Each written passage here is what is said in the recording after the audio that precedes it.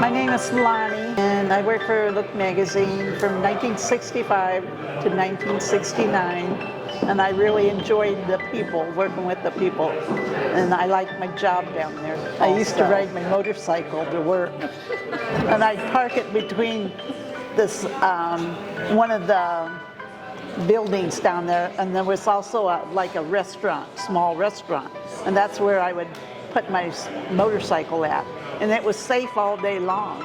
I couldn't believe it was safe, and so I parked it there, and the people, my friends, they worked on the second floor, so they could go into the bathroom there, and they could see when I arrived down there.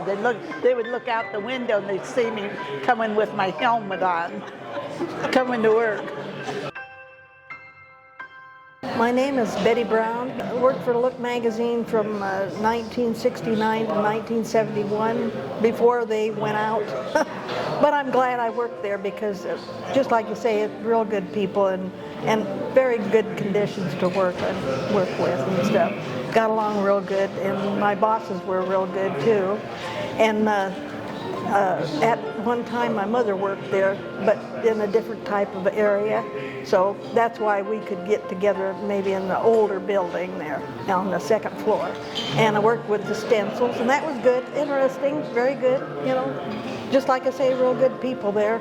Didn't have any problems, no problems. So, and that's hard to come by, you know, very hard. So it was a real good place. I enjoyed it very much.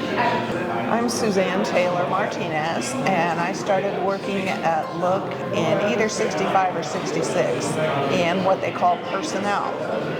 And back then it was cool to be a secretary, so I was placed in the secretarial pool, and then later moved to one of the subsidiaries, Home Reader Service, and I worked with a lot of neat people. In fact, one of the other secretaries and I are still friends. I wish she could have been here tonight. I worked for a man named Chuck Eagle, who was absolutely awesome as a boss. His family kind of adopted me. His wife used to send food because I was by myself. I remember she sent me a whole jar of bean soup one winter.